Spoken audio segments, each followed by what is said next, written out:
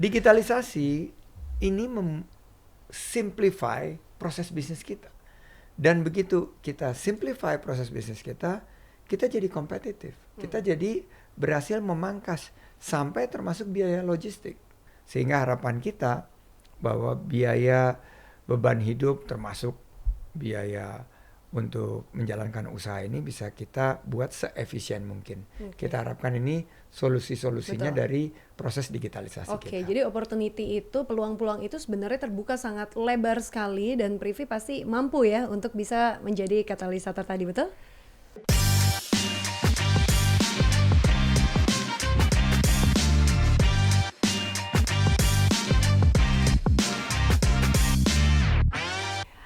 Teman-teman, senang sekali karena di podcast kali ini bertemu dengan saya Kamidia Radisti, dan yang bikin spesial karena hari ini kita akan langsung berbincang dan kita akan mengusung sebuah tema yang sangat luar biasa.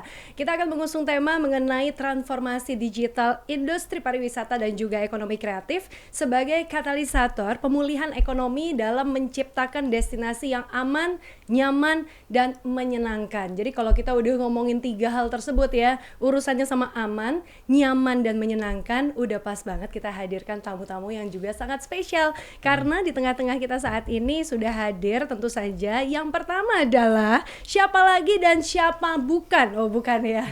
Siapa lagi kalau bukan Menteri Pariwisata dan Ekonomi Kreatif Bapak Sandiaga Uno. Apa kabar Mbak Disti? Senang ya senang akhirnya banget bisa kehadiran Mbak Disti di sini. Miss Indonesia 2007. Oke, kalau 2000 ketuaan saya ya, jadi harus saya pertegas ada 7-nya. Belum selesai 2007. Iya, tapi Pak Sandi, kita juga nggak hanya berdua, karena kita juga sudah kehadiran CEO dari Privy, sudah ada Bapak Marshall Pribadi di sini. Apa kabar? Halo. Senang banget ya bisa kumpul untuk ngomongin tentang kemajuan kita ke depan. Tapi kalau kita balik bicara soal pandemi yang sekarang ini nih, kita belum pindah ke endemi, betul? Ada beberapa negara yang memang sudah statusnya berubah. Tapi Indonesia saya yakin sebentar lagi, sedikit lagi statusnya juga akan berubah. Saya optimis ya. Baru saja saya mengantarkan pulang Second Foreign Minister of Brunei. Mereka bulan April atau bulan Mei kemarin sudah bertransisi menjadi endemi di Brunei. Dan kita, alhamdulillah, Indonesia menjadi negara dengan penanganan COVID terbaik menurut Johns Hopkins University, bahwa riset mereka menempatkan penanganan COVID kita sebagai salah satu yang terbaik di dunia, dan kepulihan pariwisata dan ekonomi kreatif kita juga yang inklusif. Ternyata ini memicu peningkatan indeks pariwisata dan perjalanan kita dari posisi 44 naik 12 poin menjadi posisi 32, melewati Thailand, melewati Malaysia dan Vietnam. Jadi ini prestasi, dan justru di tengah pandemi ini kita melihat pandemic winners. Pemenang pandemi, siapa salah satunya? Privy. Jadi Bro Marshall ini sangat fenomenal ya, bahwa Privy ini bisa meningkatkan penggunanya sampai 30 juta. Sudah 30 juta pengguna dari Privy ini justru terakselerasi karena pandemi. Jadi saya sangat juga tersanjung nih. Kalau dibilang sebentar lagi kan akan jadi unicorn juga. Betul. Amen. Jadi boleh cerita dong bagaimana dari Privy perjalanannya, yang saya tahu itu masih di angka 28.000. Tahu-tahu melejit sampai 30.000. Apakah ini juga berkat juta, dan Mbak Dis. Oh iya, ada jutanya ya. Itu nolnya tambah 3 nolnya ya. Jadi apakah ini sebuah berkah atau momen yang kemudian menjadikan Privy dipercaya? Ya mungkin kalau berkah bukan istilah yang tepat ya gitu. Ya karena di awal pandemi pun kami malah berpikir berhati-hati. Oh, karena klien kami ini kebanyakan adalah financial institutions gitu kan. Dengan situasi ekonomi yang saat itu nggak menentu, apakah mereka malah akan mengurangi atau bahkan stop disbursement untuk loan misalnya. Karena banyak orang yang kehilangan pekerjaan saat pandemi, ya tentunya financial institution akan lebih hati-hati untuk memberikan pinjaman. Dan kebanyakan Privy itu kan memfasilitasi orang bisa membuka rekening, bisa apply loan ke fintech, bisa apply credit cards, bisa buka akun sekuritas dan sebagainya tanpa tatap muka ke cabang, tanpa tanda tangan basah di kertas. Nah, cuman kan tadi ada kekhawatiran, wah ini volumenya disbursement loan ini orang juga leasing motor, mobil juga akan menurun kan. Awalnya seperti itu, kita malah berhati-hati ke sana. Tapi ternyata enggak. Ternyata ya Indonesia ini termasuk negara yang sangat beruntung dan memang pemerintah kita luar biasa dalam penanganan COVID tadi seperti Mas Menteri bilang itu. Ya enggak, ternyata normal-normal saja, tidak ada penurunan yang signifikan, malah dulu itu di awal pandemi itu corporate client, secara corporate client itu baru sekitar 300-an perusahaan. Individual user saat sebelum pandemi itu sekitar 13 jutaan gitu ya. Di akhir 2021 gitu ya, di awal pandemi itu kita sudah punya 1.500-an corporate customers dan individual user saat itu sudah melonjak ke 25 jutaan. Per hari ini sudah 30 juta. Ternyata COVID itu, pandemi itu ya menjadi katalisator digitalisasi ternyata. Oke, tapi berarti memang sejalan ya sama program pemulihan pariwisata ya, kalau kita bicara nggak cuma ekonomi tapi juga pariwisatanya Indonesia. Ya karena kalau kita lihat kan pandemi ini memicu inovasi, memicu adaptasi dan kolaborasi. Jadi yang Privy lakukan tentunya memberikan solusi kepada salah satunya industri keuangan. Dan yang paling menariknya ini, ada beberapa inovasi yang menurut saya out of the box. Dan pemerintah ini mestinya berterima kasih kepada Privy dan perusahaan-perusahaan lainnya, karena ini salah satu yang bisa nanti memfasilitasi bagaimana data-data kita yang dulunya itu tumpang tindih. Tiap-tiap kementerian, tiap-tiap pemerintah daerah, pemerintah pusat itu punya data-data yang tidak terintegrasi. Nah, Privy ini malah bisa membuka peluang untuk mengintegrasikan data-data yang ada di Dukcapil misalnya, dan face recognition-nya juga bisa dapat. Saya baru tahu waktu saya di Jogja dan Solo bahwa ternyata tanda tangan kita ini juga bisa terverifikasi dengan wajah kita melalui face recognition. Dan itu yang waktu di DKI tahun 2017-2018 saya lagi ingin dorong, masa sih negara kita yang sudah super maju dari segi teknologi ini nggak bisa membenahi data kita. Alangkah baiknya kalau 270 juta lebih populasi Indonesia ini semuanya datanya bisa dikelola dengan baik sehingga program-program pemerintah itu bisa tepat sasaran, tepat manfaat dan tepat waktu. Kalau misalnya punya data ini, alangkah baiknya saya punya program 200 triliun saya salurkan kepada orang yang benar-benar membutuhkan itu melalui data yang betul-betul sudah terverifikasi, tervalidasi. Jadi nggak akan ada lagi kebocoran. Sama di pariwisata dan ekonomi kreatif. Kita juga menginginkan hal yang sama di destinasi wisata dan sentra ekonomi kreatif. Bukan hanya dari segi menyalurkan bantuan pemerintah atau juga kemudahan mengakses pembiayaan, tapi juga dari segi destinasi-destinasi wisata dan sentra ekonomi kreatif ini terdigitalisasi dan masuk ke dalam ekosistem ekonomi digital. Oke, maka nggak kaget ya kalau Privy juga mendapatkan pengakuan tertinggi nih dari Kemenkominfo sebagai penyelenggara sertifikasi elektronik berinduk. Betul ya? Betul. Apa udah ada tambahan lagi gitu ya, penghargaan-penghargaan lainnya yang sudah diperoleh oleh Privy? Kalau terakhir itu kebetulan kami dapat penghargaan dari OJK ya sebagai pihak yang berkontribusi terhadap pemulihan ekonomi pasca pandemi. Kebetulan satu penghargaannya diserahkan oleh Pak Wimbo, Ketua OJK saat itu, di hadapan Presiden Jokowi. Oke. Tapi berarti the next-nya untuk menjaga keamanan, karena kan balik lagi ya, seringkali masyarakat tuh ragu loh. Ragu untuk ya jangankan untuk tanda tangan, untuk downloadnya dulu aja udah ragu. Mereka tuh nggak mau ya baca biasanya yang detail-detail, terus tinggal checklist agree. Biasanya gitu ya, cari yang mudah.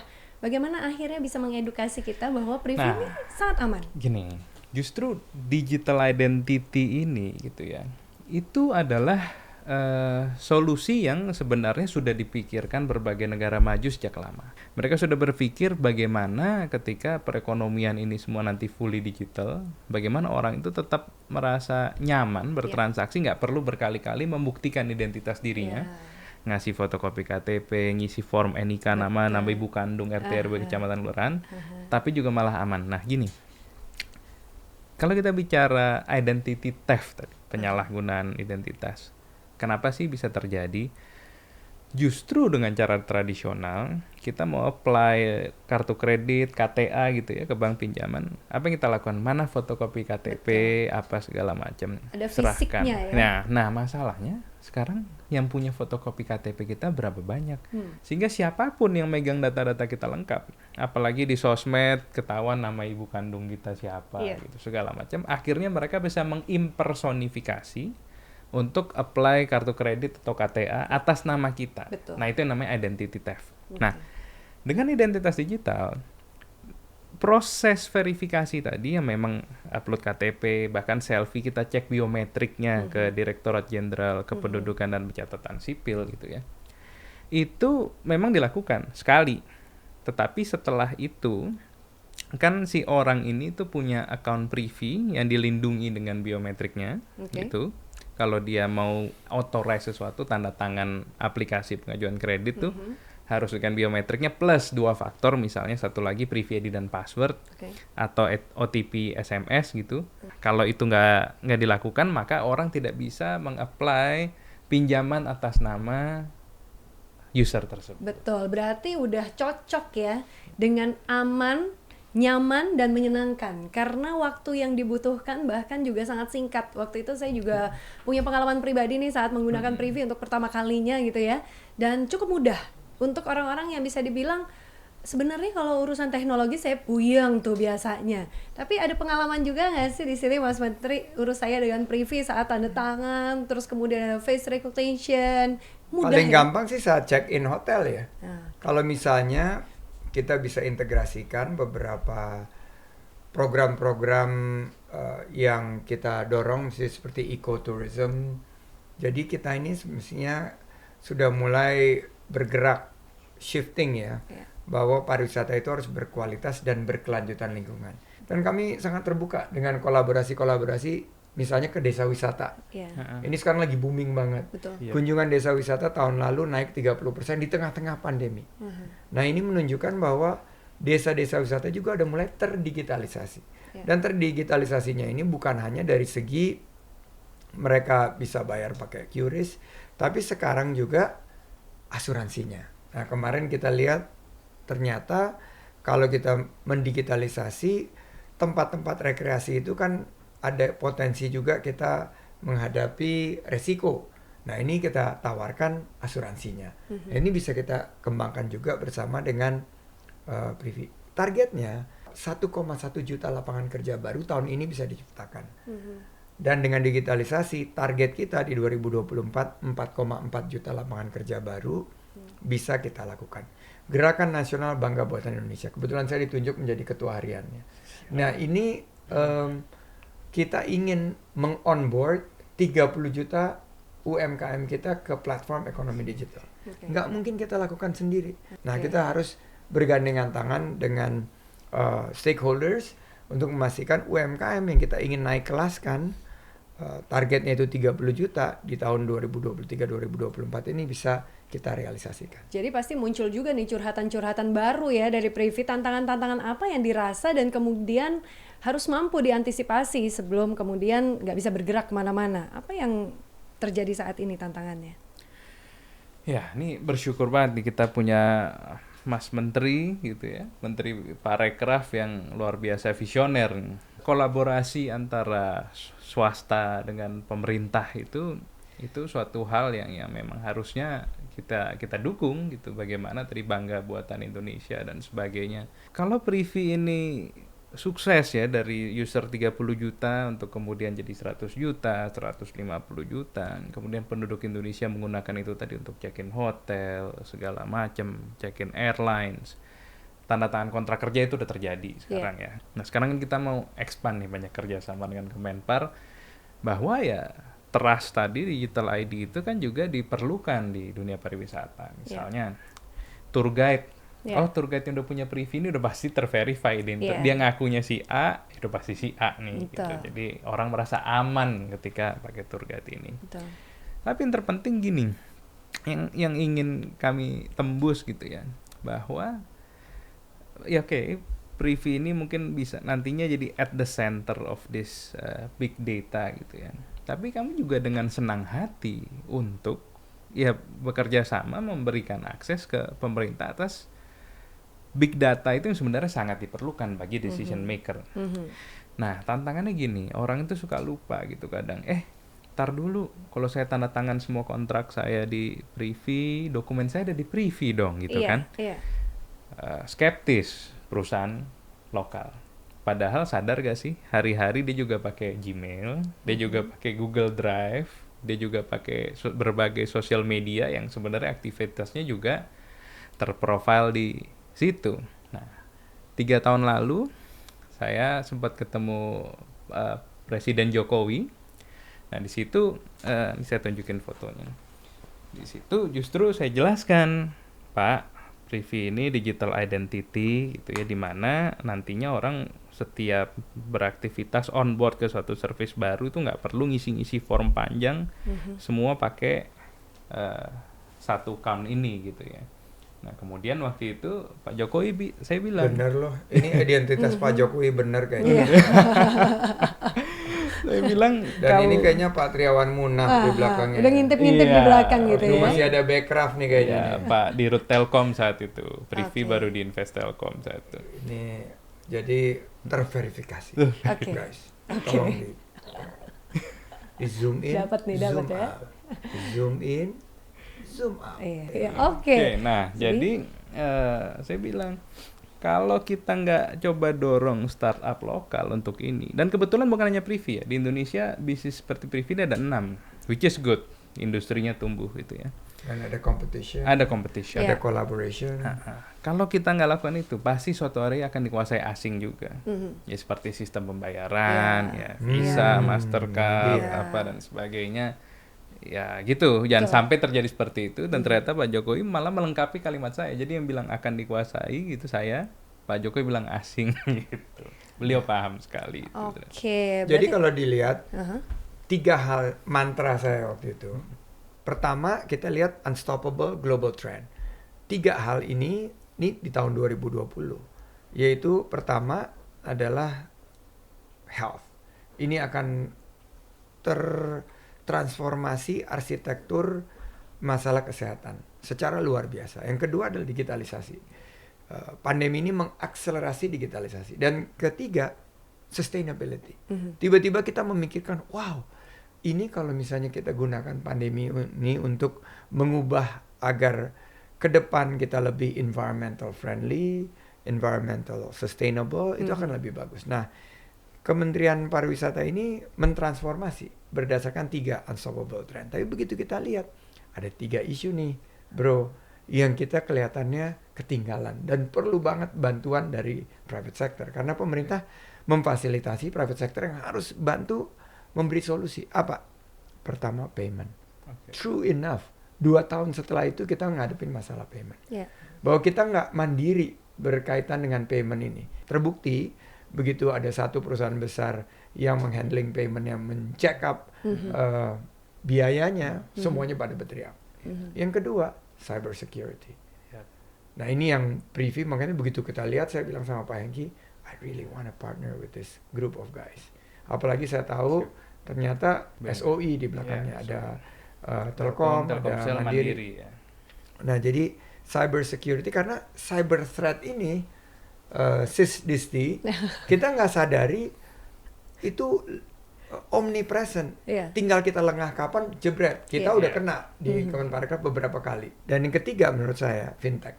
Jadi kenapa fintech ini penting kita? Karena UMKM kita yang 64 juta ini, 77% masih merasakan kesulitan mendapatkan akses perbankan. Saya baru bicara sama Bro Teten. Ini Menteri Koperasi dan UKM kita yang juga ditugaskan untuk mendorong agar lebih banyak UKM kita yang bisa terakses. Nah, salah satu problemnya itu karena ribet untuk mendapatkan fasilitas pembiayaan itu ruwet, mumet. Nah, padahal kita UMKM itu inginnya cepat, sederhana, nggak pakai lama, nggak pakai pusing, nggak pakai pening, supaya mereka bisa segera healing, bergerak. benerin feeling, Betul. sekaligus refreshing. Ini kayaknya jadi motivasi kita untuk bikin pantun yang baru Nah, nih. iya. Ya, aduh, Hati-hati. tapi tahan. Siap. Urusan pantun Siap. tahan dulu. Nah, intinya menurut saya 3 hal ini, tadi unstoppable trendnya 3 bisnis yang perlu dikembangkan oleh teman-teman. Sekali lagi saya ulang, 1 adalah dari segi payment, 2 cyber security, dan 3 fintech. Ini 3 ini anak-anak muda kita harus ngambil kesempatan. Preview udah duluan nih 2016. Kita ingin ada 6 lagi katanya ya. Total ini lebih banyak berkolaborasi karena roomnya tuh besar banget. Jangan saling, ya kalau saya bilang harus blue ocean strategy. Ambil strategi bisnis yang masih banyak peluang kita untuk berkembang. Jangan red ocean strategy. Jangan kita tikam-tikaman sampai akhirnya keluar darah sehingga lautnya berubah warna dari biru, hijau menjadi merah. Bagaimana caranya berkolaborasi supaya kita kuat. Saya bukan anti asing, anti investasi dari luar negeri, tapi kita harus mampu menjadi tuan rumah di negeri sendiri. Sepakat banget. Dan kalau kita udah bicara soal teknologi, terus kemudian digitalisasi, berarti manusianya juga harus mengikuti alur itu.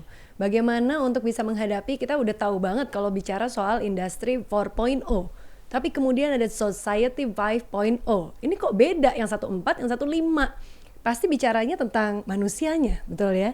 Apa yang kemudian harus disiapkan? Apakah kementerian juga memiliki tuh ya poltek yang menyiapkan, politeknik yang menyiapkan para sumber daya manusia yang mampu untuk mengejar teknologi tadi dan digitalisasi? Kita ada 6 politeknik pariwisata, Poltekpar, Medan, Palembang, Bandung, Bali, Makassar, Lombok.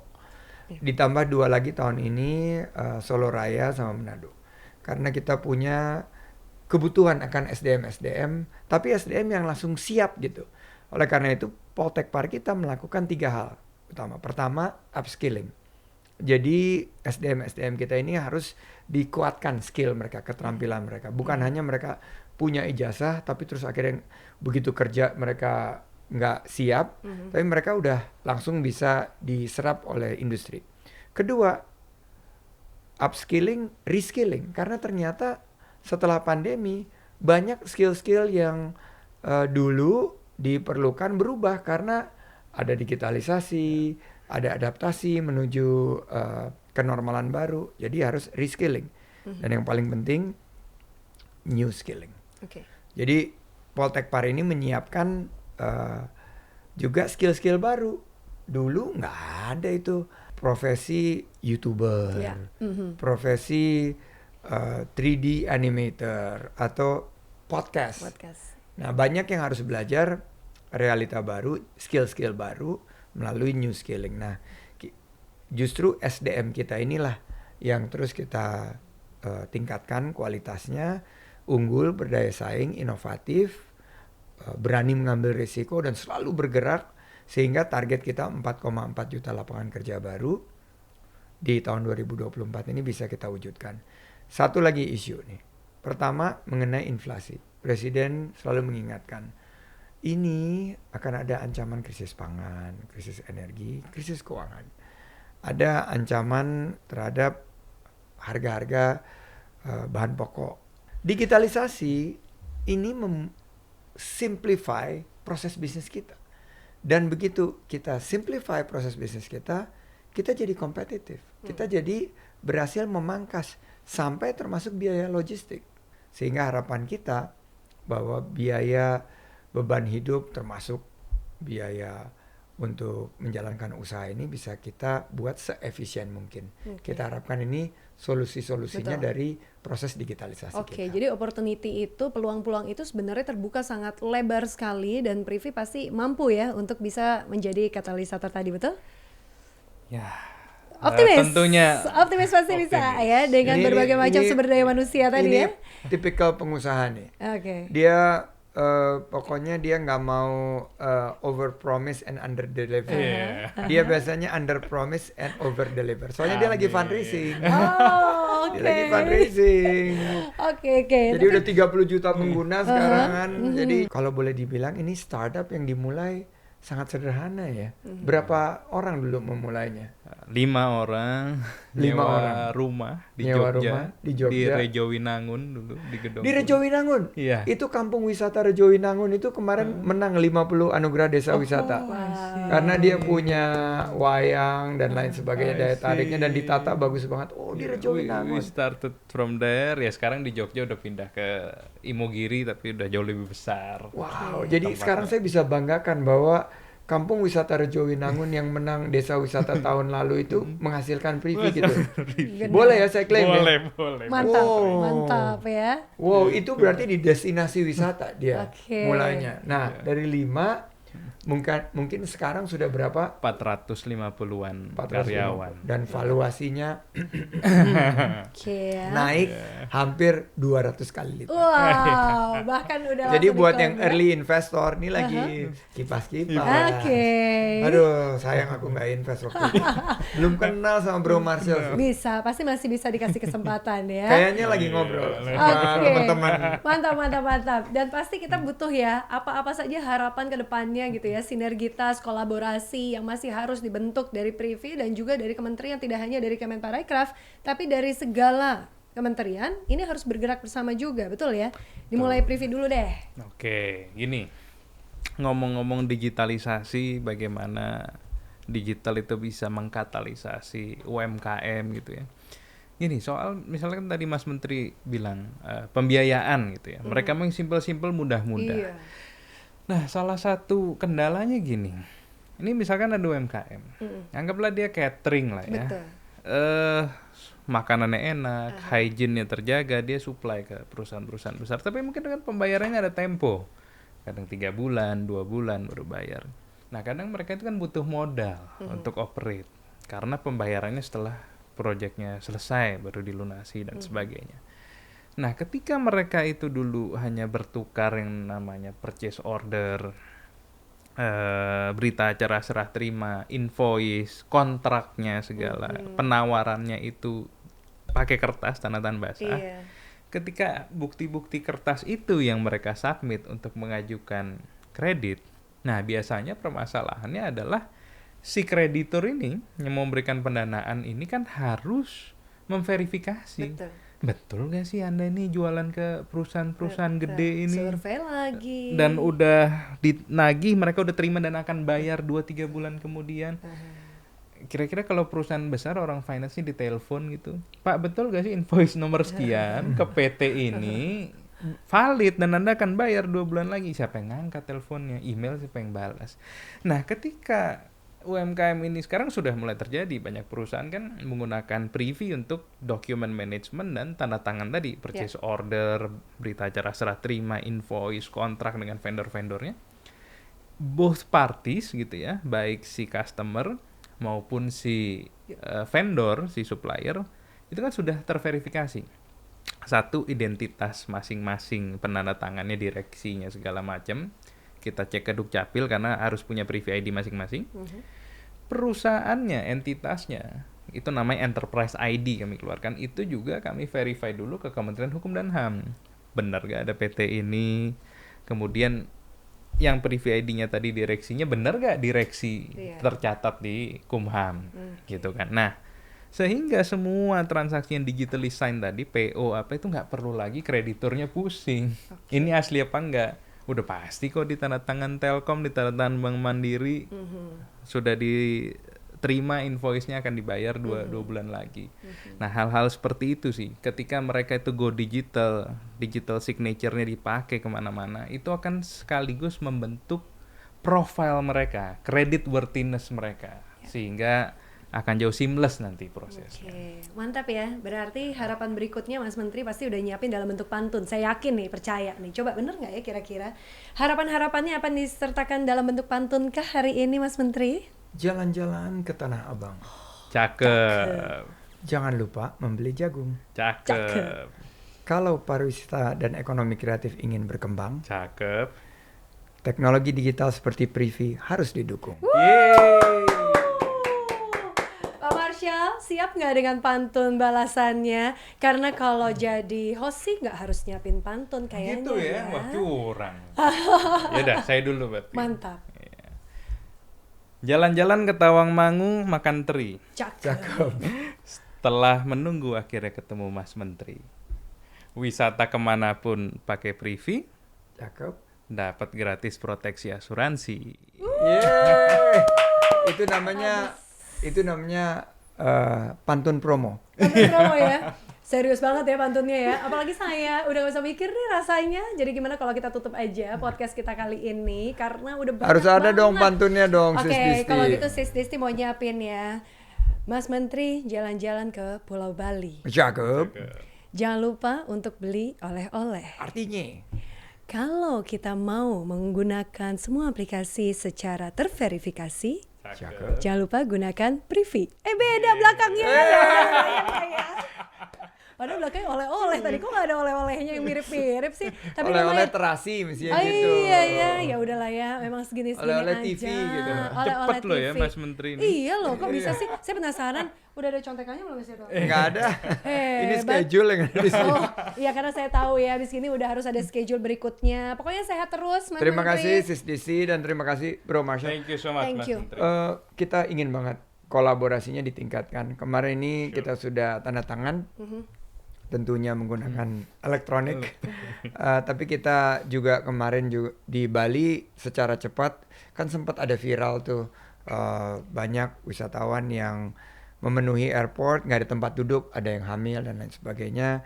Untuk gerak cepat kita kolaborasi sama Angkasa Pura II dan Privy menyediakan 100 sets Bench, bench bangku. tempat duduk untuk Jangan-jangan wisatawan. yang kemarin saya benar-benar baru lihat masih benar-benar dibungkus loh. Betul. Ya, bener Betul. ya? Warnanya merah. Merah, iya benar Betul. merah. Oh, berarti itu semua dari Tapi Privy. nanti nggak hanya di situ, kita akan terus berkolaborasi, termasuk juga mendigitalisasi dan mengadopsi teknologi digital sebagai katalisator pemulihan sektor parekraf, terutama dalam rangka kita menciptakan 1,1 juta lapangan kerja baru tahun ini dan juga 4,4 juta lapangan kerja baru berkualitas di tahun 2024. Mantap, luar biasa. Ada tambahan lagi dari Privy? Sekali lagi terima kasih buat Mas Menteri, Sis Disti.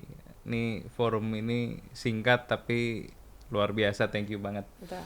Jarang-jarang gue ketemu Mas Menteri yang sevisioner ini, seberani ini untuk Yes. embrace perubahan dan digitalisasi. Benar, kita siap maju bersama ya. Sukses bersama dan sehat selalu. Amin. Terima kasih, good vibe only. Saya Kamidia Radisi pamit. Terima kasih.